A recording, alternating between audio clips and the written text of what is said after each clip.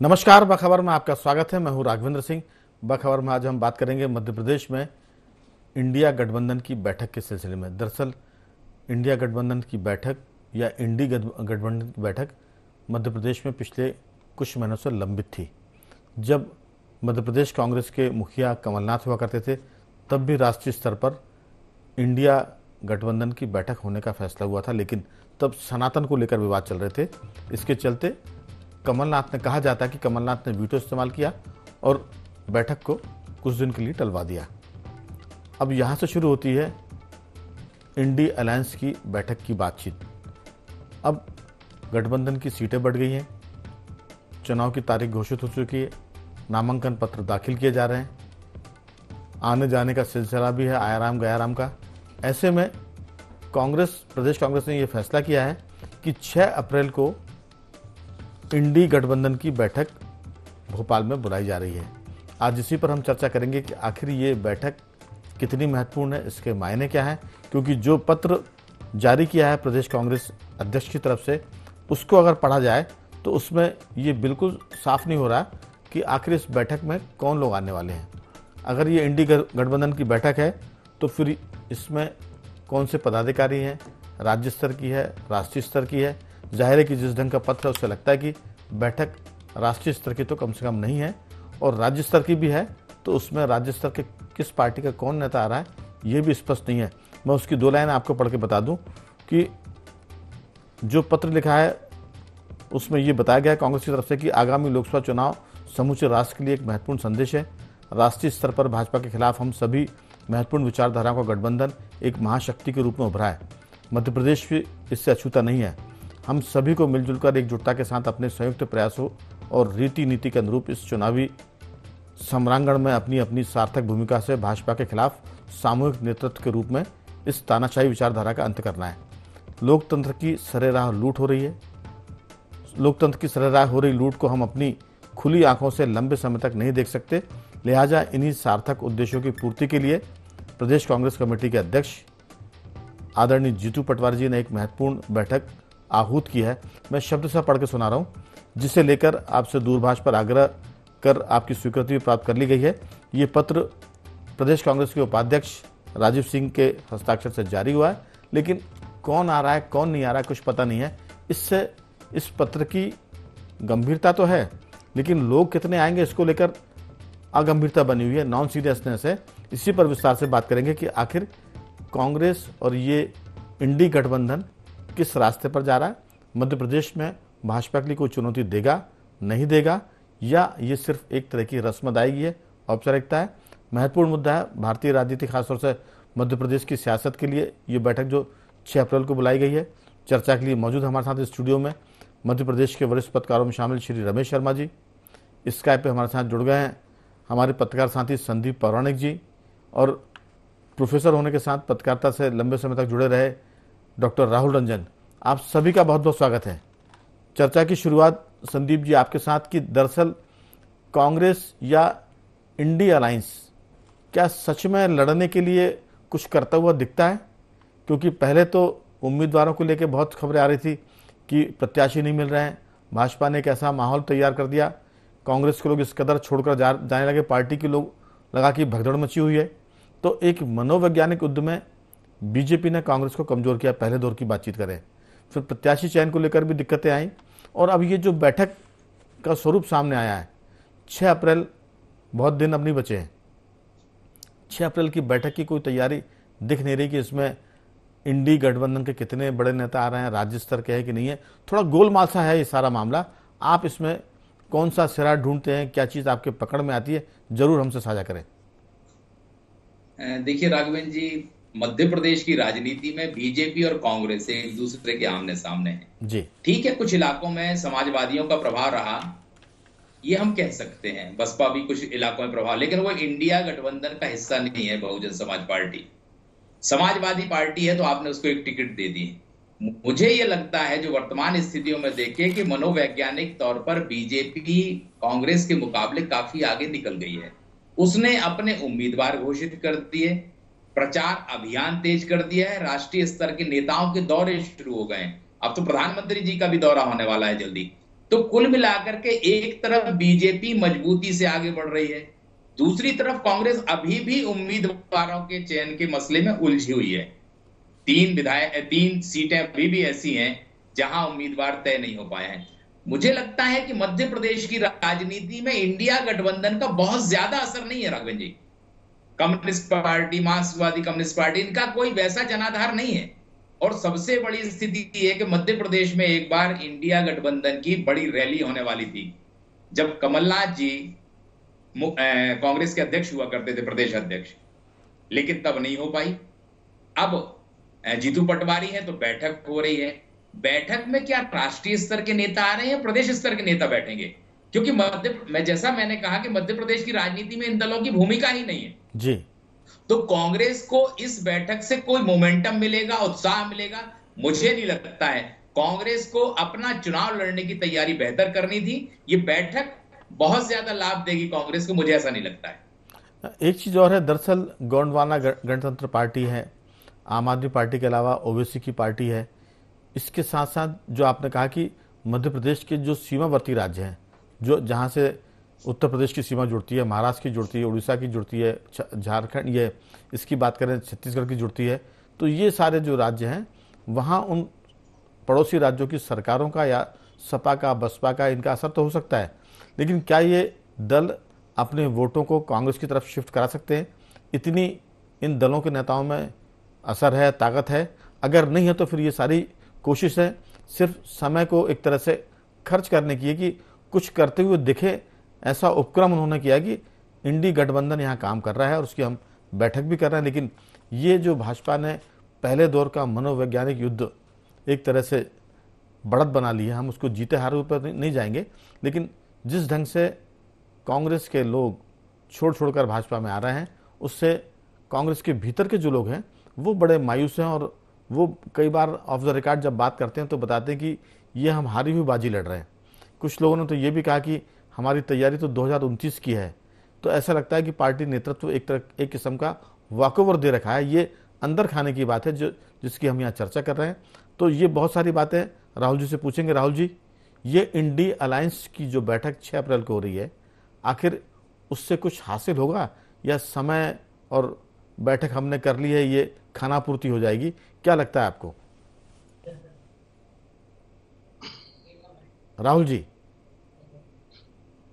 राहुल जी मेरी आवाज सुन पा रहे हैं? राहुल जी आवाज नहीं सुन पा रहे हैं, उनसे दोबारा संपर्क करेंगे जी, उनसे दोबारा बात करेंगे। अभी स्क्रीन पर तो है लेकिन ऑडियो सिस्टम थोड़ा सा गड़बड़ है राहुल जी के पास। शर्मा जी, आपसे ये पूछेंगे कि जो सारा मसला है इसको कांग्रेस की रणनीति के हिसाब से, क्योंकि जीतू पटवारी कांग्रेस के अभी नए नए अध्यक्ष हैं, युवा हैं, कुछ करना चाहते हैं, लेकिन वो अभी तक कुछ करते हुए दिख रहे हैं? उनके करने का असर हो रहा है कि नहीं हो रहा है? क्योंकि जो पार्टी के भीतर की बात निकल कर आ रही है कि वो अपनी पार्टी के भीतर की टूटन को रोक नहीं पा रहे हैं, क्योंकि जो लोग जा रहे हैं बड़े बड़े नाम थे वो चले गए। चाहे छिंदवाड़ा की हम बात करें, वहाँ से छिंदवाड़ा का प्रॉपर मेयर चला गया, वहाँ के अमरवाड़ा के विधायक चले गए, खुद मध्य प्रदेश में पीसीसी के चीफ रहे सुरेश पचौरी जी जैसे लोग चले गए। तो बहुत सारे ऐसे नाम है। इंदौर से तो पूरी एक खेप चली गई थी जिसमें पूर्व विधायक संजय शुक्ला की बात करें। तो ये सब चीज़ों को जीतू पटवारी थोड़ा सा पार्टी के भीतर मजबूती लाने में मुझे लगता है कि अभी कमज़ोर लग रहे हैं। हो सकता है कि वजह ये कि अभी उनके ऊपर 2 बड़े नेताओं का एक तरह से शेडो है, छाया है, दिग्विजय सिंह और कमलनाथ, अभी उससे बाहर वो नहीं निकल पा रहे हैं। छवि बनाने में टाइम लगेगा, लेकिन ये जो बैठकों का दौर है उसको आप कैसे देखते हैं? देखिए, मोटे तौर पर इसमें कोई शक नहीं कि कांग्रेस का एक अपना वोट बैंक है और इस समय जितने हर क्षेत्र से, हर जिले से कांग्रेस के लोगों ने पार्टी छोड़ी है और भाजपा में गए हैं।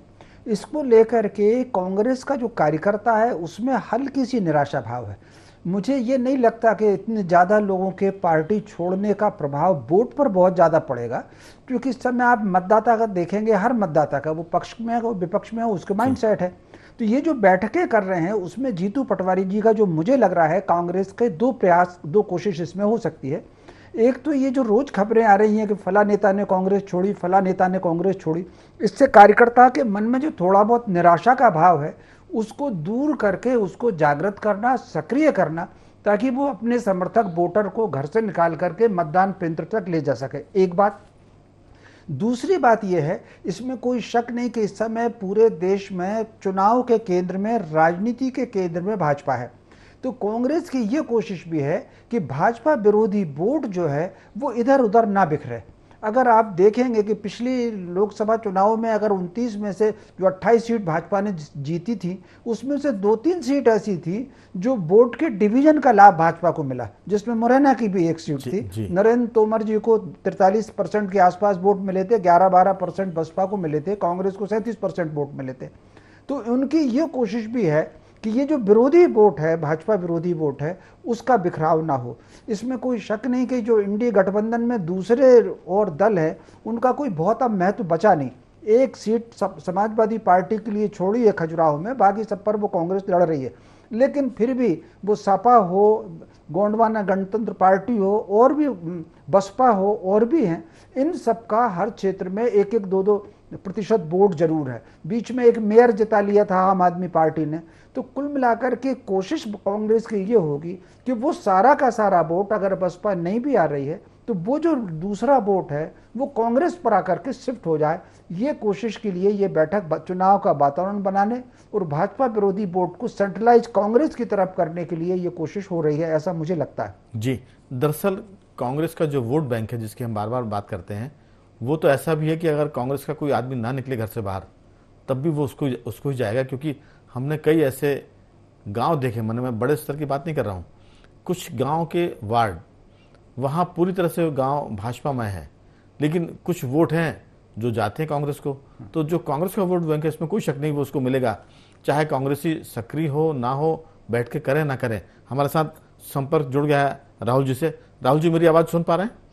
जी जी जी। दरअसल जो बैठक कांग्रेस की 6 अप्रैल को हो रही है कांग्रेस कार्यालय में, बैठक तो वो पूरी इंडिया अलायंस की है, लेकिन वो एक तरह से रस्म अदायगी के तौर पर लगती है, खाना पूर्ति लगती है, क्योंकि उस बैठक में अलायंस के कितने लोग आएंगे, कौन लीडर आएगा, ये कुछ पता नहीं है। राष्ट्रीय स्तर के होंगे, राज्य स्तर के होंगे, राज्य स्तर के होंगे, तो उसमें कौन आएगा। और दूसरी बात यह कि क्या जो अलायंस के लोग हैं उनमें इतनी ताकत है, जो मैंने चर्चा में कहा था, कि वो अपने वोट को कांग्रेस के पाले में ला सकते हैं, शिफ्ट कर सकते हैं। अगर शिफ्टिंग की ताकत नहीं है तो फिर वो लीडरशिप किसी काम की नहीं, ऐसा लगता है। आपकी राय? देखिए राघवेंद्र जी, एक चीज है कि मध्य प्रदेश में अलायंस का कोई महत्व नहीं है।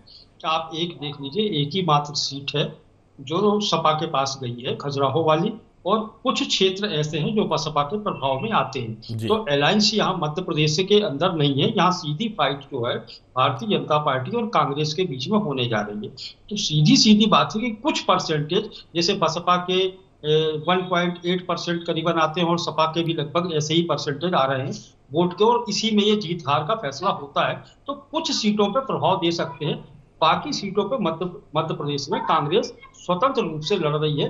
तो सबसे बड़ी बात ये होती है कि इन क्षेत्रों पे कांग्रेस को फोकस करना पड़ेगा। मैं समझ रहा हूँ इसीलिए बैठक बुलाई गई होगी कि जो कुछ क्षेत्र जो उत्तर प्रदेश से जुड़े हुए, मध्य प्रदेश के बॉर्डर वाले, तो वहां पर के बसपा का प्रभाव है, और सतना जिले के साइड में उस तरफ से थोड़ा सपा का प्रभाव दिखाई देता है। तो इन सीटों पे ज्यादा फोकस करके, और जो अलायंस में जुड़े हुए जो लोग हैं, जो पार्टियां हैं, उनके वोट बैंक को अपने पास शिफ्ट कराना है। लेकिन दूसरी चीज ये है राघवेंद्र जी कि मध्य प्रदेश में जो चर्चा बार बार चलती थी, कांग्रेस दिखाई नहीं दे रही। हम दोनों पक्षों को भी यदि देखते हैं तो कांग्रेस और भारतीय जनता पार्टी के बीच में वोटों का अंतर बहुत बड़ा नहीं है। इतना अंतर नहीं है कि कोई 60-40 का रेशो चल रहा हो, मात्र 2.3 या 2.6 के अंतर में ही लड़ रहे हैं। बल्कि पिछले चुनाव में तो आकर के ये 1.8 करीबन पे आ गए थे। तो आप ये समझिए कि बिल्कुल ये कच्चे धागे पे चल रही हैं दोनों राजनीतिक दल, कि जरा सा 19-20 हुए तो किसी के पाले में कहीं भी जा सकते हैं वोट। तो अब जो स्थितियां राष्ट्रीय स्तर पर तय हो रही हैं, उसमें स्पष्ट दिखाई दे रहा है कि कांग्रेस यदि जरा सा भी जोर लगाती है, कांग्रेस से घटक दल जो जरा सा भी यदि जोर किसी भी प्रदेश में, मध्य प्रदेश में कहीं भी लगा ले, तो फिर उनके पास में थोड़े जीत के आसार बढ़ना शुरू हो जाते हैं।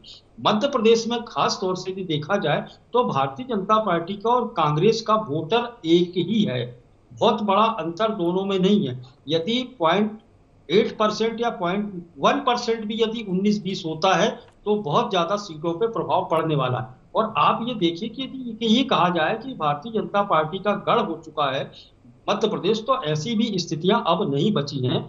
हो सकता है कि ये तय हुआ कि पिछली बार 28 सीटें निकल गई थी, एकमात्र छिंदवाड़ा की सीट बची थी, लेकिन अब छिंदवाड़ा की सीट फंसती हुई दिखाई दे रही, तो ऐसी स्थिति में बाकी जगह की सीटें भी निकलती हुई दिखाई दे रही हैं। तो आपको इसका भी आकलन करना पड़ेगा कि कुछ सीटें निकल भी रही हैं। अब ये नहीं कह सकते कि भारतीय जनता पार्टी ने फोकस किया है कि इस बार 29 की 29 सीटें हमको लेके आए।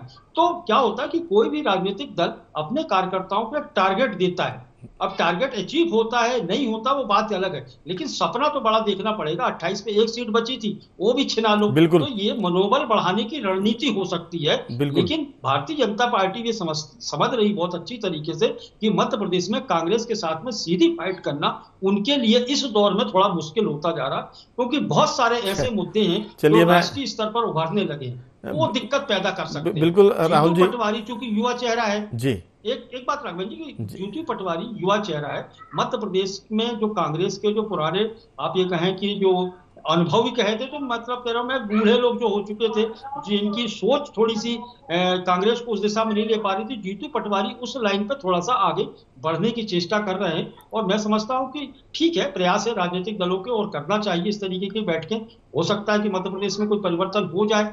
चलिए, हमारी पूरी सहानुभूति प्रतिपक्ष के साथ है, जीतू पटवारी के साथ और ज़्यादा सहानुभूति है, लेकिन सवाल यही है कि 230, अगर हम पिछले दिसंबर की बात करें तो 230 सीटें थी विधानसभा की, बीजेपी और कांग्रेस में कितना बड़ा फर्क है, मैं उसके आंकड़े पर नहीं जाऊंगा, लेकिन ये जो अंतर है जिसे कहते हैं कि बीजेपी ने कांग्रेस को पटक के मारा, नतीजे ये बताते हैं, जबकि बातें कुछ और हो रही थी कि 140 कांग्रेस की आएगी और बीजेपी सरकार में नहीं आ पाएगी। तो हम सिर्फ इस पर जा रहे हैं कि पिछले चुनाव से जो कांग्रेस में हताशा थी, अब वो लोकसभा चुनाव में वो और बढ़ रही है। वोट बैंक उसका अपना है, उसमें कोई शक नहीं है, वो बना रहेगा, चाहे कोई पराक्रम पुरुषार्थ कांग्रेसी करे ना करे, लेकिन वो वोट उसको मिलेगा। मैं कई बार कहता हूं कि डॉक्टर राहुल रंजन खड़े हो जाए, राघवेंद्र सिंह खड़े हो जाए, तो भी कांग्रेस को उतनी वोट मिलेगा जितना उसको मिलता आ रहा है। तो सवाल है कि कांग्रेस का वोट बैंक अपनी जगह है, लेकिन लीडरशिप क्या कर रही है? संदीप जी, ये मेरा सवाल आपसे है। देखिए राघवेंद्र जी, आपको जीतना है या लड़ते हुए दिखना है, उसके लिए लीडरशिप की बड़ी भूमिका होती है। और वर्तमान दौर में ठीक है, कांग्रेस सक्रिय है, जीतू पटवारी सक्रिय है, उमंग सिंगार सक्रिय है, तमाम लोग सक्रिय हैं, लेकिन जिस रफ्तार से बीजेपी बढ़ रही है, क्या उस तरह से कांग्रेस लड़ती हुई दिख रही है?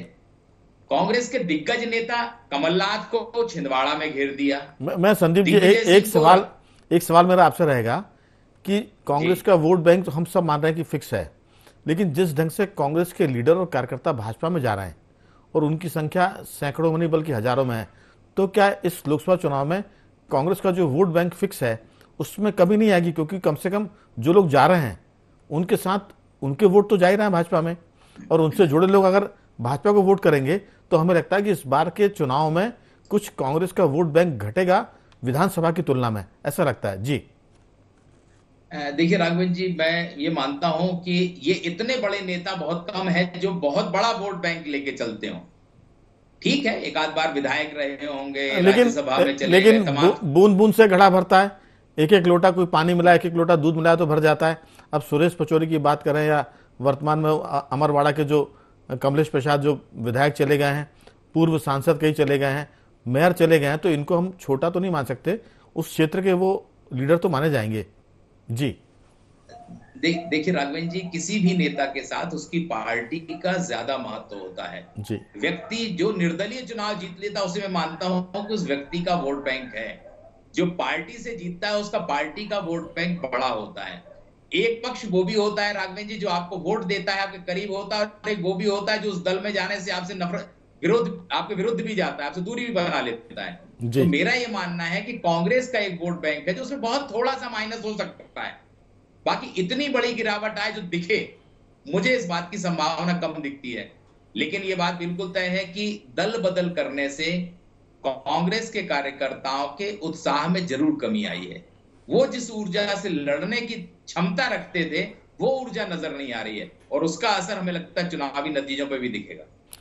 न केवल कांग्रेस के कार्यकर्ताओं पर उसका विपरीत प्रभाव पड़ेगा, बल्कि जो कांग्रेस के वोटर हैं वो भी निराशा में, कई बार मैं शर्मा जी से पूछूंगा, कई बार ऐसा होता है कि अरे अब पार्टी तो हार ही रही है तो जाकर वोट, हमारे एक वोट से क्या हो जाएगा, इस तरह की, या पार्टी तो जीत रही है तो हमारे एक वोट से क्या होगा। तो ये जो मतदान का प्रतिशत इस बार देखने वाली बात होगी कि इस बार लोकसभा में मतदान का प्रतिशत कितना बढ़ता और घटता है, ये भी मुझे लगता है कि चीज़ों को बहुत कुछ तय करेगा। लेकिन शर्मा जी, जो मैंने संदीप जी से सवाल किया था, पूर्णांक जी से, वो ये कि अगर कांग्रेस में बड़ी तादाद में, हजारों की संख्या में अगर उसके कार्यकर्ता और लीडर भाजपा में जा रहे हैं तो उनके अपने वोट और उनके परिवार के वोटों की भी हम गिनती कर लें तो ये फर्क तो डालेगा। मुझे लगता है कि कई बार होता ना, माहौल बनता है, एक एटमॉस्फेयर बनता है, परसेप्शन बनता है।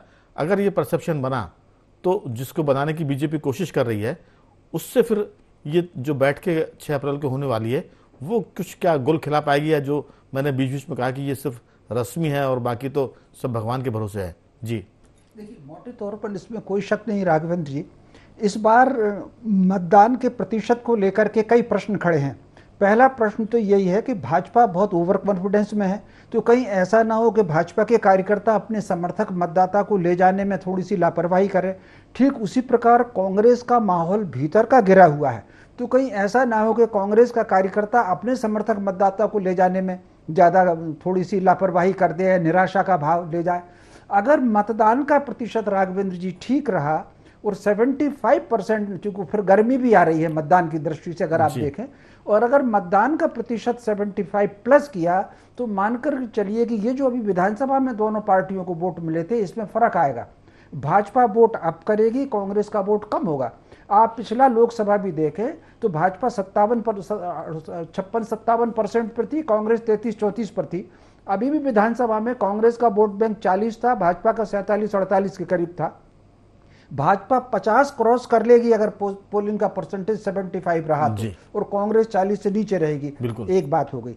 दूसरी जो बात है खास तौर से जो आपने कहा, निश्चित रूप से कांग्रेस के नेताओं के कांग्रेस छोड़ने का असर प्रभाव पड़ेगा। मान करके चलिए कि ठीक है कि 90% 80% लोग पार्टी को देख करके, मुद्दे को देख करके वोट देते हैं, फिर भी कम से कम 10 से 15% मतदाता हर विधायक के क्षेत्र में, सांसद के क्षेत्र में ऐसे होते हैं जो व्यक्तिगत संबंधों के आधार पर भी चलते हैं। तो मैं समझता हूं ऐसी स्थिति में इस बार का चुनाव मध्य प्रदेश का बहुत दिलचस्प होगा, और इसमें कोई शक नहीं। एक बात जो मुझे साफ दिख रही है कि पिछली बार भाजपा के पास 28 सीटें थी, कांग्रेस के पास केवल 1 सीट थी। अभी मुझे बिल्कुल भाजपा के पास 24 सीट 25 सीट श्योर दिख रही है। 3-4 सीट पर ही संघर्ष दिख रहा है। उन 3-4 सीट पर भाजपा चारों की चारों ले ले, 1 को लूज करे, 2 को लूज करे। कांग्रेस के पास 3-4 सीट से, अगर मान लीजिए सारी की सारी संघर्ष वाली सीट लूज कर गई, तब भी उनके पास 3-4 सीट से ज़्यादा नहीं आएगी। 24-25 तो भाजपा की श्योर हैं। जिन सीटों पर संघर्ष है उसमें एक मुरैना समझ लीजिए, एक राजगढ़ समझ लीजिए, एक बालाघाट की सीट समझ लीजिए, थोड़ी सी सतना सीट समझ लें, और थोड़ी सी मंडला समझ लें। बाकी एक तरफा जैसा माहौल है। रंजन जी, सवाल ये है कि कई बार परसेप्शन भी काम करते हैं, और इस बार विधानसभा चुनाव की तुलना में कांग्रेस के भीतर ज़्यादा हताशा और निराशा दिखती है। वो उनके कार्यकर्ता कितने एक्टिव होते हैं, कितने अपने वोटर्स को लेकर जाते हैं, उनका वोटर्स अपने आप स्वप्रेरणा से कितना मूव करता है मतदान केंद्र तक, इसका भी होगा। लेकिन मैं 2 छोटी छोटी सी बात करूंगा। विपक्ष के रूप में कांग्रेस के पास अपना रिपोर्ट कार्ड क्या है कि हमने पिछले 5 साल में, पिछले 10 साल में दिल्ली की केंद्र सरकार के खिलाफ ये अभियान चलाया। भाजपा के पास बताने के लिए क्या है, वो बता रहे हैं कि हम लोगों ने जो हमारे कोर इशू थे उस पर हमने काम किया, 370 पर काम किया, 3 तलाक पर काम किया, राम मंदिर पर काम किया, अब सीए पर को लागू कर दिया, एनआरसी की बात कर रहे हैं, यूनिफॉर्म सिविल कोड की बात कर रहे हैं। जो वोट मांगने के मुद्दे उनके पास है। प्रतिपक्ष के पास ना तो संघर्ष वाला कुछ रिपोर्ट कार्ड है और ना वोट मांगने के ऐसे मुद्दे उनके पास है जिसको वो जनता तक ले जाए और जनता के दिल को वो छू जाए। ये बहुत सारी बातें जो चुनाव पर काम करती हैं। आपकी राय बहुत छोटी सी। राघवेंद्र जी, चुनाव का पैटर्न बदल चुका है, और चुनाव का पैटर्न इतना बदल गया है कि अब आम सभाओं से या नुक्कड़ बैठकों से या बहुत बड़े नेताओं को बुला करके रैलियां करा देने से इसका कोई फर्क नहीं पड़ रहा, क्योंकि मतदाता इतने वर्षों में इतना समझदार हो चुका है कि किसको कहाँ वोट देना है। तो आप ये समझते हैं और लगता है इस बात को, आपकी इस बात को कांग्रेस ने बहुत अच्छे से समझ लिया है, तो वो इस पर काम ही नहीं कर रही। ना तो वो बड़े लीडरों पर काम कर रही, ना सभाएं कर रही, ना रैलियां कर रही, क्योंकि उसको मालूम है कि वोटर समझदार हैं। समय खत्म हो रहा है, 2-3 वाक्यों में चीजें राहुल जी। जी तो ये स्थितियां हो गई, तो इसीलिए आपको दिख रहा है कि मध्य प्रदेश में आप भारतीय जनता पार्टी को भी उठा के देखिए तो बहुत बड़ा पैटर्न या बहुत बड़ी सभाएं और बहुत बड़ी चीज, मतलब जो आप ये समझिए कि कई वर्षों पहले, 10 साल पहले भी आप अंदाजा लगा दिए राघवन जी, आपने भी नहीं, बहुत मुद्दे कवरेज मुद्दे किए हैं इसके, वोट चुनावी मांगने के, कवरेज, आपको ऐसा माहौल दिखाई दे रहा है, प्रतिपक्ष चुनाव के का वो पैटर्न नहीं दिखाई नहीं दे रहा, प्रतिपक्ष के ऐसा पास लग ही वोट नहीं रहा कि मांगने के चुनाव हो मुद्दे रहे क्या हैं। हैं? वोट मांगने के मुद्दे जो जनता को अपील करें, वो मुद्दे कहाँ आपको दिखाई दे रहे हैं? मुद्दे दिखाई दे, जो भारतीय जनता पार्टी के पास में जो चलिए। मुद्दे हैं वो राम मंदिर का मुद्दा है, धर्म का मुद्दा है ना, ये जो ऐसे मुद्दे इनके पास में नहीं आ पा रहे हैं जिस मुद्दों, और कांग्रेस जिन चलिए। मुद्दों को लेकर के जी। साइलेंट मोड में लड़ रही है, बिल्कुल। वो महंगाई और बेरोजगारी को लेकर के चलिए, वो सामने दिखाई दे रहा है। समय की कमी है, कांग्रेस के पास बेरोजगार और महंगाई का मुद्दा है, और भाजपा के पास राम मंदिर के साथ 370 की बात है, एनआरसी की बात है, सीए की बात है, यूनिफॉर्म सिविल कोड की बात है। तो बहुत सारी बातें जिस पर हम और बात करेंगे, अभी चुनाव का वक्त तो भी चलेगा। मैं तीनों मेहमानों का धन्यवाद करता हूं। संदीप पौड़ा जी, आपका बहुत साधुवाद। डॉक्टर राहुल रंजन, आपका धन्यवाद। और रमेश शर्मा जी, आपका बहुत बहुत साधुवाद कि आपने इस चर्चा में हिस्सा लिया। तो कुल मिलाकर मध्य प्रदेश इन दिनों सियासत का केंद्र बना हुआ, और 6 अप्रैल की जो इंडिया गठबंधन की बैठक है उस पर हम सबकी नजर रहेगी। कुछ उसमें निकलेगा तो जरूर उस पर बातचीत करेंगे। अभी आज सिर्फ इतना ही। बाखबर में बने रहिए हमारे साथ और देखते रहिए IND24।